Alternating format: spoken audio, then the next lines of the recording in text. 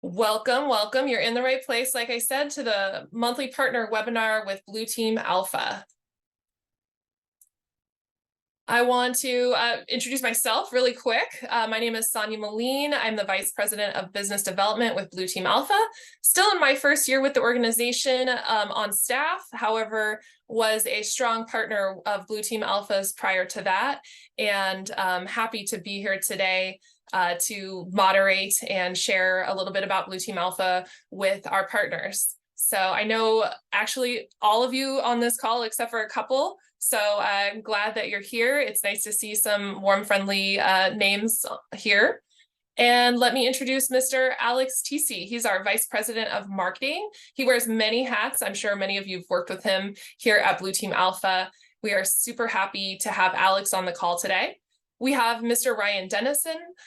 He is our VP of Services at Blue Team Alpha. He joins us today to just share a little bit about his background since he is new to the team, and we're excited to have Ryan.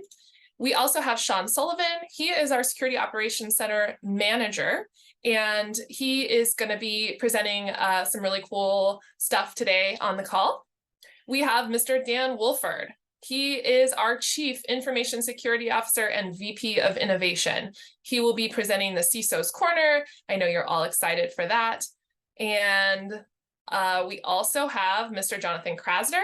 He's our Director of Strategic Alliances, and he will be presenting today as well. So I'm excited to hear all of these wonderful presenters.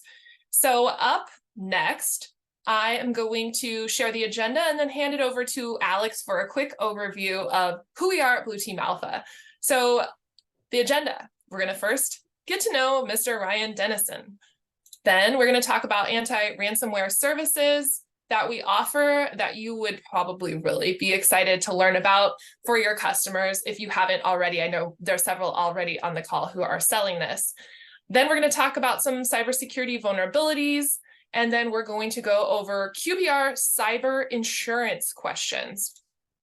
Let me hand it over to you, Alex. How are you today, Alex? Where are you calling in from? I can tell because I've seen that backdrop before. I am in Chaska, Minnesota, so it's nice and cold here today, but no snow yet. So excited about that part. Just for those who maybe are not as familiar with Blue Team Alpha, diving into what we are passionate about. Our mission is really, it's securing and defending the digital world, right? All aspects of cyber and information security is what we're passionate about. Our core values are integrity, compassion, excellence, and duty. And we stand by those. I mean, you're looking at a group here just on panel of, some top class individuals, not only from their technical skills, but also for their people skills. And that's super, super important to us as we communicate with you as partners, and then also your customers. For those who know us, that we have lots and lots of services. I think there's like 53 different services that we offered last year, but showing you guys really the core of Blue Team Alpha. So that's incident response. It's 24/7 monitoring through our SOC, pen testing, data recovery, helping out with compliance through vCISO efforts, lots of phishing exercises. So we like to show this, but honestly, if it sounds like security, we can probably help you out. At least Ryan's smart enough to figure that part out. So always keep us in mind. You guys are chatting about security with your customers. And then here's our coverage. So actually, I think this is out of date as of earlier this morning because we just added a couple more folks. But it's important to us to have a nationwide coverage because with incident response, it's super important for us to have boots on the ground within 24 hours. So we want to have a wide map of where we can fly in and out from to best serve your guys' customers. And with that, I will hand it back over to Sonia. All right, awesome. Well, I'm excited to have a quick interview with Mr. Ryan Dennison. Ryan, how are you today? Where are you calling in from? I am calling in from Burlingame, California, which is about 5 minutes away from the San Francisco airport. Okay. Yeah. Awesome. As Alex was just saying, we do have our teammates spread out throughout the United States, and I think that really helps to be able to serve customers in a diverse locations all around the US. So I'm also in Northern California, well, more north than you, but happy to be in California as well. All right, so Ryan, welcome to Blue Team Alpha. We've had the pleasure of working together for several months now, and you hit the ground running. I was so impressed, and I wanted to just give us, could you give us like the quick overview of your background, and then I would love to open questions from the audience, and I will be fielding those questions. So audience, if you have questions for Ryan, now is your chance. Sure. So I started in cybersecurity more or less all the way back in 2002. Been a highly technical cybersecurity expert since around that time frame. I was in the Marines for 9 years doing signals intelligence and working with the National Security Agency as doing interactive operator work, which is very technical, but associated with, I guess you could think of it like a red team's style of work. From there, I spent some time as a DoD contractor, subject matter expert on cybersecurity, before heading to the UAE in Abu Dhabi for 2 years to work as working as a consultant for an American company to the royal family in Abu Dhabi. And from there, ended up coming back to the States through the San Francisco Bay Area. Worked in a couple of startups, cybersecurity startups, one where I was the VP of data, the next one where I was the CTO of my own startup on a cybersecurity high-touch service for high net worth individuals. And then before coming here, I was the Chief Information Security Officer for Bitso.com, the largest cryptocurrency exchange south of the US border. Awesome. I've always been impressed with your background. I think that is something that is part of the Blue Team Alpha core fabric of what makes our company special is just the fabulous team that we have. So, we've got some questions coming in. Would you be able to answer this one about Blue Team Alpha's mission? How does your extensive background, kind of fit into safeguarding America in the cyberspace domain? Well, since I started my career, I've always been very interested in helping others and putting a focus towards that.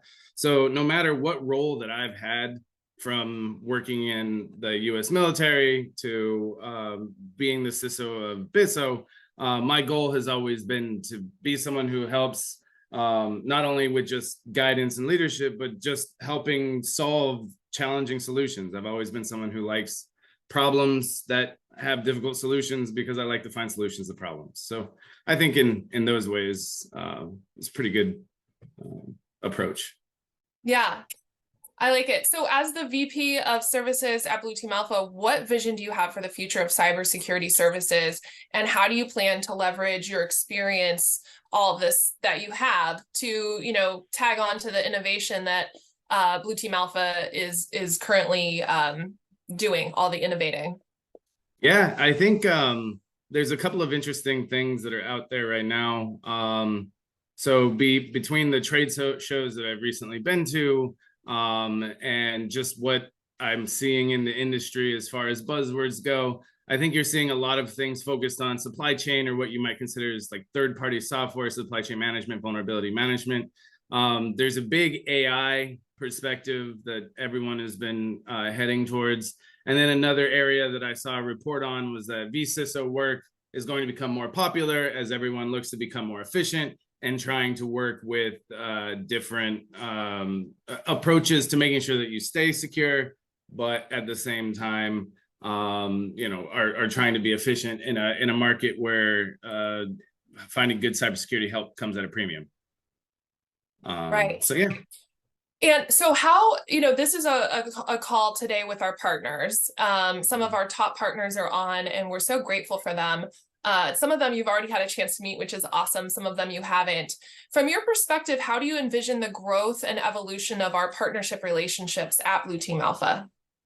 Yeah, all the partners I've worked with so far has been really great, up to like excellent level. I really just seeing all of our partnerships maturing and becoming stronger as time goes on, in ways that we can work through collaborative efforts to work through either the cybersecurity insurance area or just across the cybersecurity landscape in general. Yeah, great.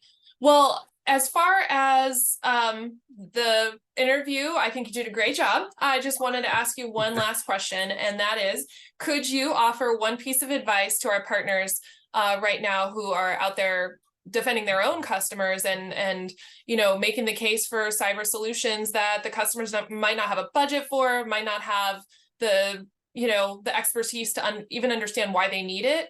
What's a piece of advice that you have, since you've been a CISO and a decision maker buying services like this in the past? You offer quite a bit of insight around the services that we sell, since you've been a buyer of them in the past. Yeah. Honestly, one of the best pieces of advice that I could offer anyone is a lot of times the perception is across different companies and organizations that cybersecurity is a boogeyman.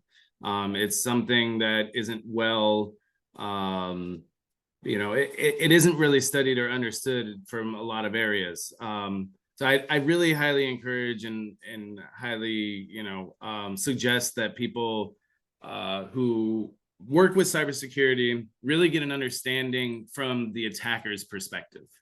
Really try to understand how exploits happen, how they occur, because it does so much in helping you to understand whether or not a product that you're looking at to buy is actually going to have some efficacy within your organization. And so I'm not suggesting that everyone take a coding class and become, assembly language experts on some highly technical processor. What I'm really talking about is just getting an understanding of the tools, tactics, techniques that are actually done from the attacker perspective, things like from a pen tester perspective, so that way you really understand when new tools come out, what they're really trying to accomplish and how they're really going to help your organization.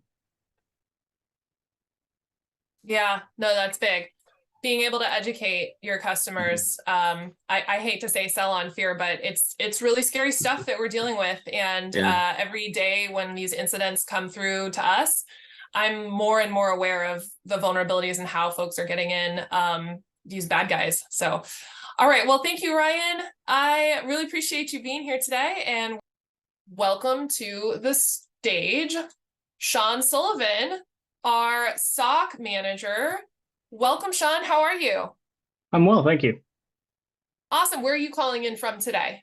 I'm calling in from South Carolina, Myrtle Beach. Oh, beautiful. Awesome. Well, we're so glad to have you here. I'm going to turn this over to you. I'm going to stop sharing my screen and allow you to share. Okay, can everyone see my screen? Yes, looks good. Thank you. Awesome. Okay, so we'll kind of go through the scenario here. So given ransomware is dropped onto a host, in this case, we have it running we have a VM with a ransomware sample. This sample has been run in the past, so we'll see the results of that previous execution here very soon. So this was one that we found on one of our incident response cases that the BTA's incident response team responded to. And this is a sample of Anti-Ransomware. And when in this particular case, the client was fully encrypted and had ended up having to pay, which is something we're trying to avoid, and that's the whole point of this tool. So Halycon is a small anti-ransomware tool that has low overhead in terms of actual CPU processing power or resource requirements. As you can see here, it's using basically nothing, including the actual anti-ransomware agent when it is running on a host. And what it does is it's similar in nature to how EDR detects ransomware, but more targeted. So it is developed exclusively for ransomware detection. And the way this works is either by hooking into DLLs, watching Windows API calls specifically related to encryption. It also has static analysis capabilities and cloud-based analysis as well. So when a sample or when ransomware is actually executed on a host, the results for which can be seen here. And so we'll pull that up and kind of go through. So in this case, we have our ransomware 1.exe Conti ransomware sample here. And we can see the first thing it did was obviously block the execution. Now, if we go into this this threat, the actual action tells you what the agent's action was. It also tells you the desktop and the device name associated. This right here is actually the SHA-256 sum of the sample. And if you click on that, you can get more information about it and so on. Now, one of the things you can also do is in the event it's a false positive, you can unblock the sample if it needs to be done. So if it is, if this was to interfere like other EDRs do, you can also unblock it and get it out of the way. If we look at the events associated with this, I believe we should be able to see the actual keys associated with this this sample, the running of it. So I have to go and find the key on that. Extracted keys. Here we go. And you can actually see the key that was used to encrypt. So it not only will it block and prevent, it will also, in the event something does run, whether it is valid or not, it will actually extract the keys. And so this can be used in conjunction with Halycon and BTA's basically reverse engineering team to create a decryptor. So even if you are encrypted, we have the chance to actually decrypt without having to pay. And so that's one of the big benefits of this, is that not only does it give you the option or give you the capability at a lower cost than traditional EDR to block or defend specifically against ransomware, it also will help with actually recovery efforts after the fact. And of course, you have similar capabilities. You have an event timeline that can show, either all the execution attempts for ransomware that have happened, basically all events that have been blocked. It does have, of course, multi-user support with multi-tenancy. And my favorite one happens to be the fact that it actually does have identity provider with OIDC and SAML. So you can connect this into your identity provider and manage everything as you normally would through Azure AD or Google or IAM from AWS. So, and then there are a few other capabilities, of course. Once you get all your assets loaded in here, you can actually go to the actions of the agent. You can filter based on the subject of the alert, the event name, and the device name, and these are all queryable, kind of like you would see in a normal EDR. And then when it comes to actually installing it, it's very simple, straightforward. It's just one exe that you download. It has an install token. You install that. It also supports install flag, so you can supply that token automatically, silently, for a mass deployment, either by like Sysvol or your software deployment tool. And with this allows you to get a lot of observability into applications that are performing encryption type events, and also allows you to strategically block ransomware-like activity on hosts. So yeah, that's the tool in a nutshell, and it's dedicated to ransomware detection and prevention. It unlike a traditional EDR that has a large body of things that has to try to defend against. With this tool, due to its nature and its targeted scope, it allows it to be much more efficient at denying ransomware specifically. And that's kind of the general overview. And thankfully, it's a really simple and easy tool to work with, very easy to deploy and manage, and has very little overhead. So when it comes to actually getting it set up and running in an environment, it takes very little time. And the follow-on maintenance is very low as well. Yeah, and it's awesome just because it's so focused on ransomware that it allows our customers to, engage in a product and service from us that really protects against this, because that's their core focus. Mm-hmm. So thank you so much for the demo. It looks like Dan has a good question or comment. Hi, Dan. Yeah. No, just a comment. The Halycon engineers are excellent. This is the same team that built Cylance that was later acquired by BlackBerry, that's powering their whole security system. So after they left BlackBerry Cylance, they created Halycon to solve the ransomware problem. So we're very excited, very proud to be partnering with such a high quality engineering team. Yeah, Absolutely. Yeah.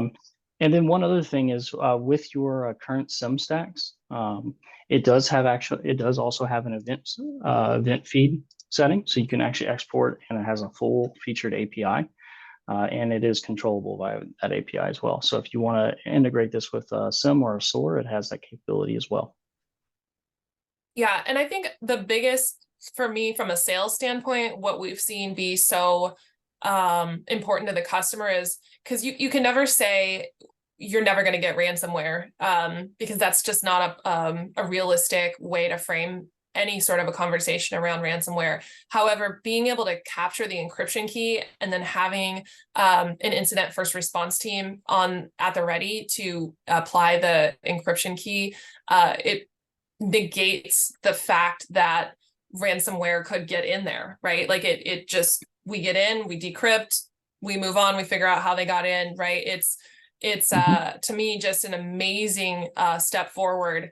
Of course, every time we take a step forward, the hackers take a step forward too. So we're not saying this is the solution for the end of time, but right now this is absolutely one of the most wonderful ways we've found to protect our customers and your customers. So yeah.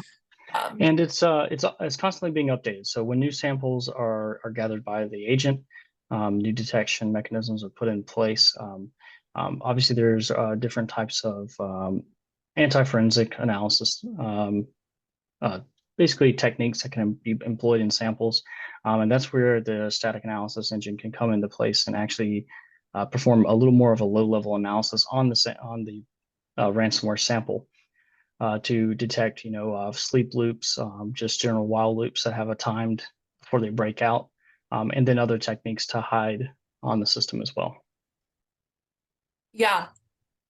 Yeah, and I mean, I know we have a couple of healthcare specific partners on today. Could you talk? We just had a question. Would this be helpful for a company that has PHI and is a highly sought after target? Yeah, absolutely.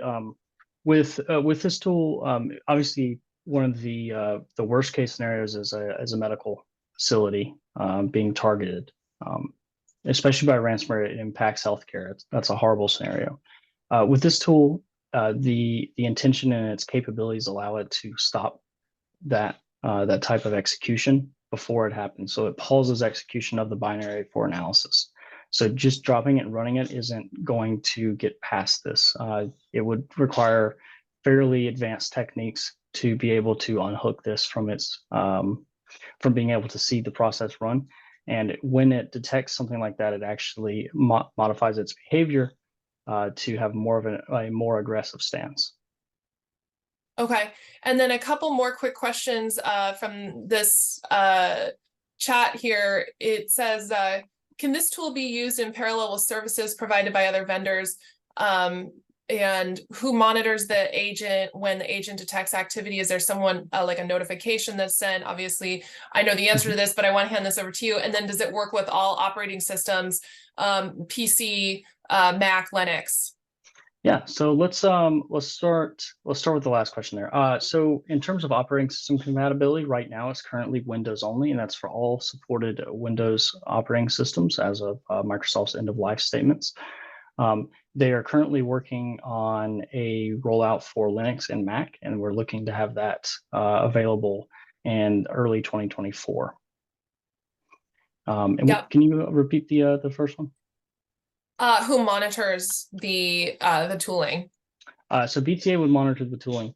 Of course, you and your clients would have access to their tenant, but we actually monitor and have alerting set up so that when a event fires, we are able to respond as quickly as possible.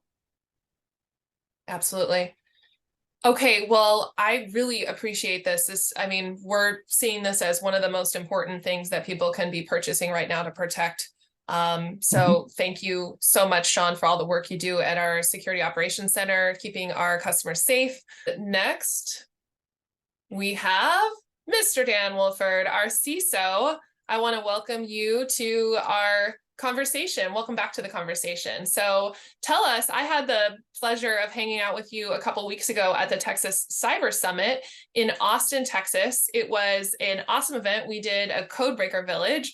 And it was so great to see all these smart people breaking codes that were put out by the FBI and some other ones that you had all these. It was kind of like a capture the flag event for some really smart code breakers, and I had a great time. And thank you for inviting me to that event. Tell us a little bit more about the event. What did you think? What was the outcome? Yeah, if you guys get a chance to go to one of these security conferences, one of the best things you can do is participate in the villages, and you have to seek them out. Sometimes they're hidden off in a back room, but you find the village and you look for challenges. They call them CTFs, capture the flag. It's just fun, and the people who host the village, they're there to help you and guide you, so you're not going to be lost. Someone's going to teach you how to get started, and it's a good way to learn by doing, for people that learn by doing things on their own. So this Texas Cyber Summit is local to me. I live in San Antonio, so the founders reached out to see what we wanted to do this year, because we support the local conference, and I had this idea to do Codebreaker Village, just to give people a chance to see what it's like to break codes and to do challenges with different types of decoding and decryption. And then if they get past several levels of code breaking, they get invited to a private party, which is a networking event for us to meet fellow code breakers, and they feel like they earned their way in. They deserve to be there because they had to solve the challenge. So it was a lot of fun. And then we're also going to be hosting something similar at Black Hat DEF CON next year. So if you make it out to Vegas, let us know, and we'll get you started on the Codebreaker Challenge. Now, more important, I wanted to spend the rest of my time talking about some critical vulnerabilities that have been weaponized very quickly, and then I'll explain how AI, such as ChatGPT, plays a role in that. So on the screen, you'll see this critical WSFTP bug. There's also another one that I'll talk about at the end that's affecting Cisco devices. You might have already heard about these, but that's what we'll talk about. So this first one, back in June, this actually started back in June. CISO released a security advisory for a company called Progress Software. They have a file transfer product called Move It. You might have heard of the Move It vulnerability. That was huge. More than 60 banks were breached, very quickly within a couple of weeks. Millions of customers were affected. The data was stolen. And then the same company, Progress Software, they have another file transfer program called WSFTP. They found 8 vulnerabilities in that software. One of them hit level 10 on the CVSS scale. So CVSS is a common vulnerability scoring system. It's a way for vendors to, it's a way for the government to track what vulnerabilities affect what products. And then there's a score from 1 to 10 based on how critical it is. That the level 10 is the highest level, which means it's the most likely to be exploited, and it's very easy, and it has a big impact.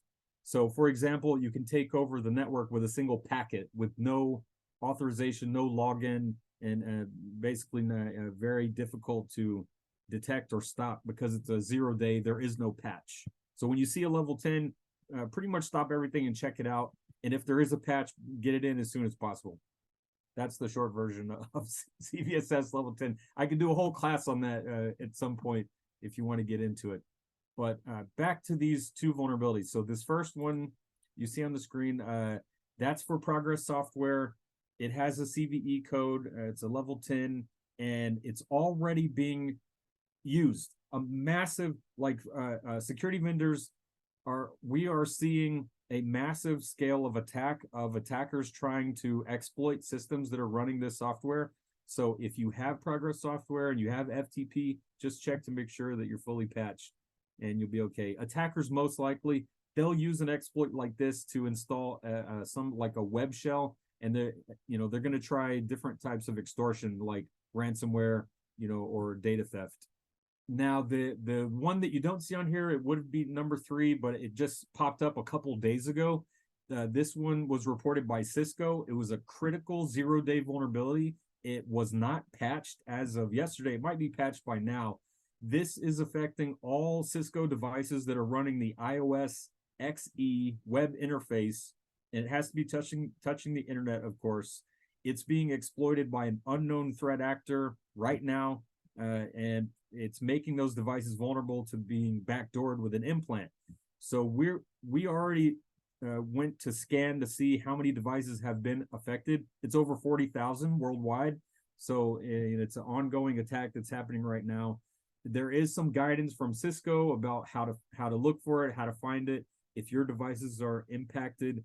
And I don't know if they have a patch out for it yet, but what you can do is look to see if there's any suspicious activity on those devices, and you can specifically look for the implant that people are scanning for to see if those devices have been implanted. Typically, the attackers will use this kind of exploit to do. They can monitor the network traffic, they can pivot into an internal network, and they can do any number of man-in-the-middle attacks. So how much time do we have left? Do I have any time to talk about AI? I can do a very quick and dirty version. Why AI, how AI is relevant. So since the very beginning of the internet, we've always had people and teams try to reverse engineer patches to see what was patched, what was vulnerable, how can I weaponize it, turn it into an exploit. That used to take months. Reverse engineering is not easy, requires a lot of specialized skills and software. That window now is a week. It's gone from months down to a week. A vulnerability or a patch comes out, it gets reverse engineered, it gets turned into an exploit in a week or less. And I'm my best guess, my educated guess is that AI is playing a huge role in this, because it's the ChatGPT style of software is so smart. You can put the patch in there and say, hey, ChatGPT, tell me what vulnerability was patched, and then help me write an exploit for it. And it's happy to do it with a little bit of prompt engineering. You can bypass all of those security mechanisms that is supposed to block ChatGPT from helping you develop an exploit. There are ways to bypass those limitations, such as using the API. Google has their own version called Bard. Microsoft has a version. Facebook put out one. Facebook put out one called Llama. So there's a lot of AI that's out there for free, and the attackers are going to use it, just as much as we are. So. Yeah, and it was crazy when we were at the Texas Cyber Summit. They had a whole how to use ChatGPT to exploit vulnerabilities village that I went to, and I was like, wow, this isn't that hard, right? Like some of the stuff that used to be really difficult, kind of a novice hacker can get in there and use these highly sophisticated tools, and they're getting more and more sophisticated. And so I was able to get in and, jailbreak ChatGPT and get it to do things it's not supposed to do. And I'm just like, what? This is, the safeguards that are supposed to be there are not there. And I mean, I don't know about you all, but the emails that I'm getting, the phishing emails are getting more targeted, and the language that is being used on the phishing emails is more human and like somebody that you would want to do business with, right? Because they're using the same tools that many of the smart people that use ChatGPT are using. So and these AI language models. So thank you so much, Dan. We do have to go, but I want to put a whole in fact, what we can do about it is be faster. We can be resilient. We can be ready. If we just assume that these attacks are coming faster and they're exploiting, they're trying to do steal our data and do ransomware, we can be faster in our response time. We can be faster in our recovery, but we can just be ready, just knowing that we're constantly under attack, and make sure we're ready for that at all times. Stay vigilant. Yeah, absolutely. Well, thank you so much, Dan. Always a pleasure to work with you and attend events with you. And thank you for just being there for all of our customers. I am happy to introduce our Director of Strategic Partnerships, Mr. Jonathan Krasner. Jonathan, what are the top cyber insurance questions that we should be asking our clients for their QBRs? Okay, let's go to the next slide. Okay, so first of all, let's ask a question that I'm thinking about right here. That's not something that I have written down, but why do you want to ask about cyber insurance on the QBR at all? There's a couple of reasons. Number one, the landscape of what an MSP has to deal with is constantly shifting because technology is constantly shifting. When I got involved with the MSP business a long time ago, the cloud was very nascent. There was still a lot of on-prem stuff, and obviously, and I'm not going to go through all the technological changes that have occurred in the last 10 or 15 years, but MSPs have to move where the market is going. And so clearly we're here talking about cybersecurity today. It's a big part of your business. And whether you like it or not, insurance is a big part of security, right? It always has been in the physical world, and it is in the world in the digital domain as well. So it's something that you have to understand and be proactive about because it's really part of your business these days. And the good news is that if your clients have cyber insurance, if they don't have cyber insurance, it represents an opportunity for discussion points for you, and it also represents potential business opportunities. So I'm going to go through a couple of quick questions you can ask on a QBR and why you should ask them and what you can do with them. So the first question is to ask people if they have a cyber policy, and if they don't, why not? I mean, really, best practice for everybody is to have a cyber insurance policy. We've seen so many companies almost virtually get wiped out because they don't have a cyber insurance policy. How many of your clients have an extra $50,000, $100,000 in their bank account that they would be able to pay an incident response team, a ransomware if necessary, legal fees? They just typically, the type of customers that MSPs have, they don't have that money lying around. So like with all insurance, cyber insurance is a monetary risk mitigation tool. And if they do have it, it's great. If they don't have it, it should be something you're recommending to all your clients. Okay, so now let's go to the next question. Question number 2, which is, okay, so now let's assume that a client has a policy. Okay, that's great. We know they have a policy. What is the next question? Well, we want to ask when it comes up for renewal. And why is that? There's actually a couple of reasons.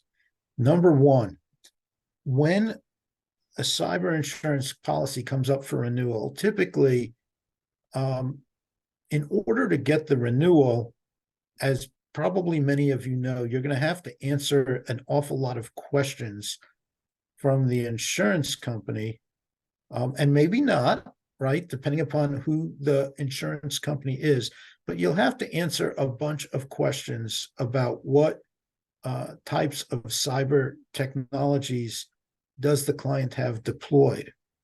Now, why this is an opportunity for you is that, I would say 60 days before the renewal, maybe even 90 days if you want to be proactive, feel free to reach out to us at Blue Team Alpha, and we can talk to you about the types of mitigations that insurance companies are typically asking for during this annual renewal cycle.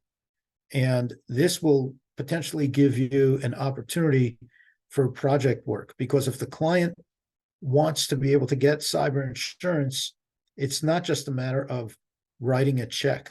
You will not get cyber insurance if you don't have certain technologies implemented, like MFA, security awareness training, EDR, to name a few. This represents an opportunity for you to get in and do some proactive project work. Let's go to the next question now. And now we're getting into the carrier, the policy itself. And this will represent another opportunity as well. If the client has an insurance policy and they're going to be renewing with the same carrier, we want to know who the carrier is. Why do we want to know that? Because at Blue Team Alpha, we have the capability to become the endorsed IR responder for your client. And why does that advantage you? If your client has an incident that requires activation of the policy, the insurance company is going to assign an incident response team to help recover from the situation. Now, there are many different aspects of incident response. There's what's called the threat hunting, so we can find out how the attacker was able to penetrate the environment, because you want to be able to close that up so the threat actor can't come back in later using the same tactics.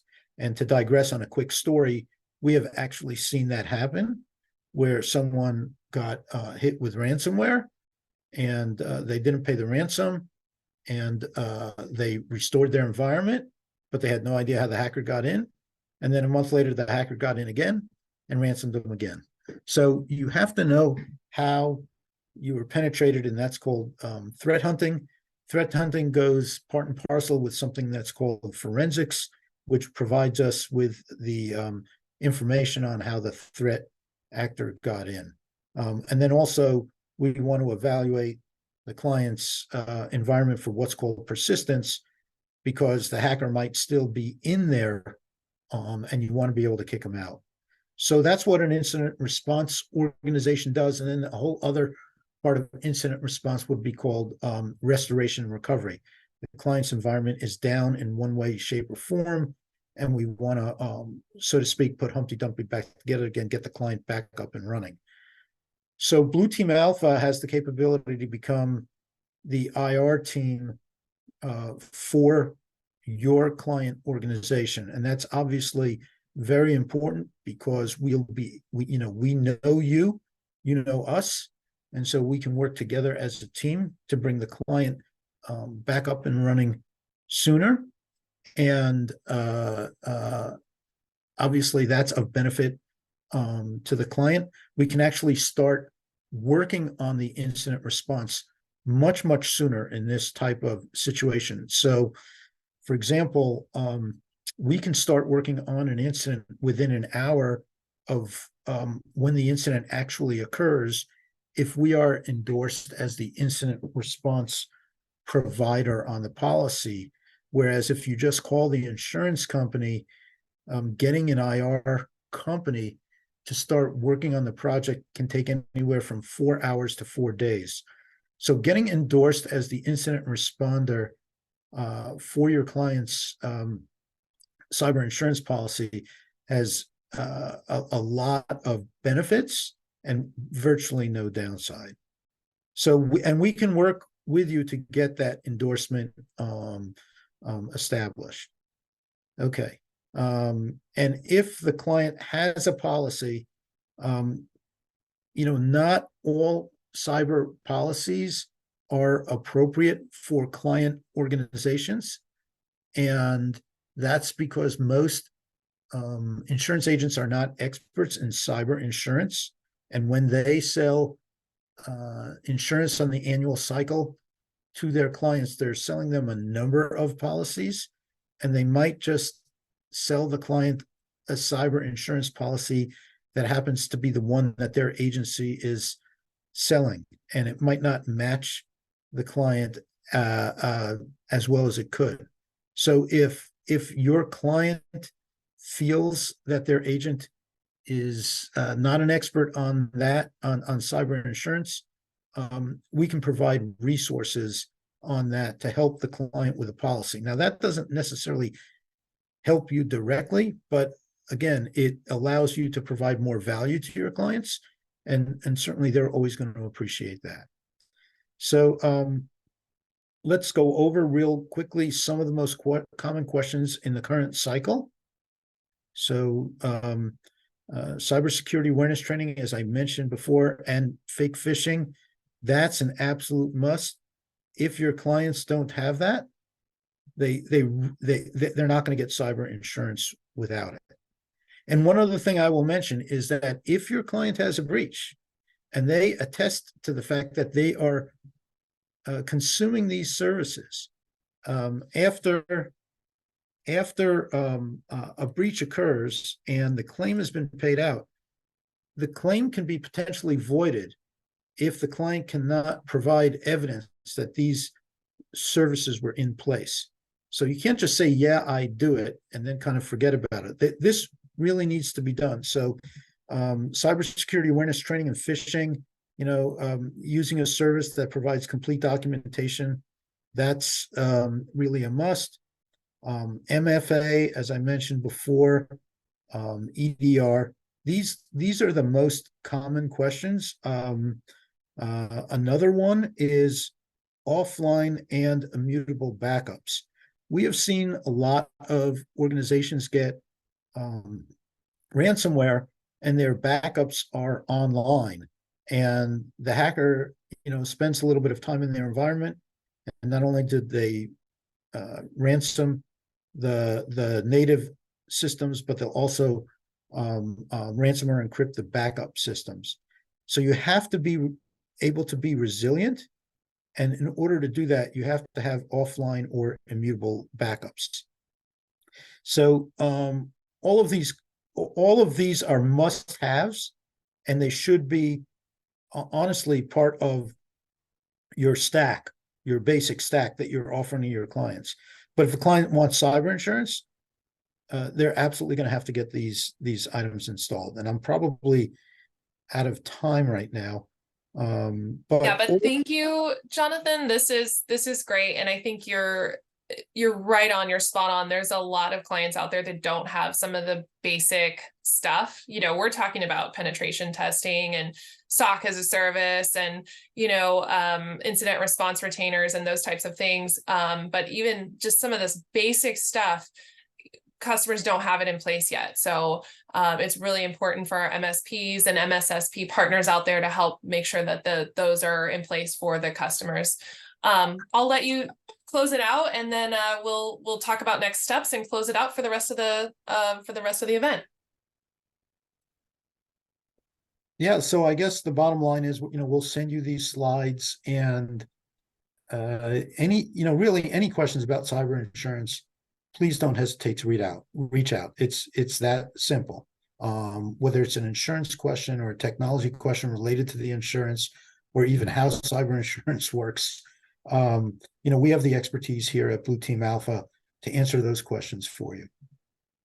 And we're getting on panel and endorsed by more and more insurance carriers, thanks to Jonathan and our team. Well, thanks to our hardworking team. Partly it's because of Jonathan, but the other side of it is they come to us, they tag us in to help during an incident, and we get the customer stood back up so quickly that the insurance carriers are like, wow, can you help this customer and then this customer? So it's sort of a natural progression for us to get new customers from the insurance carriers, but also to make sure that our MSP and MSP partners retain those customers and make sure that they're brought back up carefully after an incident. All right, so thanks again, Jonathan. Thank you to Dan and Ryan and Sean. We really appreciate you. I'm going to close this out. We have just about 30 seconds left here. So what's next? Please continue to attend these trainings. If you want to deep dive on any of the topics we talked about, we're happy to hop on with you. We would love to reach out to our marketing team. They would love to help you put together a campaign around any of the products or services that you think would be good for your customers. We realize that, sometimes we just suffer from obscurity. We know it's the best dang thing out there, but the customer doesn't know it yet. So that's why we have such a solid marketing team here at Blue Team Alpha to help you. And then next, review your client base. You might be really surprised about what customers would make a good fit. I think a lot of folks think that it's, maybe just for larger customers, but we do have a significant amount. Even some of our cities and states or some of our cities and counties and stuff only have, 10 employees. They're small counties. So even smaller customers make great fits for Blue Team Alpha. And then last is, we have another webinar coming on November 16th. I promise we will do everything we can to make it educational and fun. So please mark your calendars for November 16th, middle of the day, just like this one was. And I'll let everybody say goodbye and we'll close it out. All right, see you next time.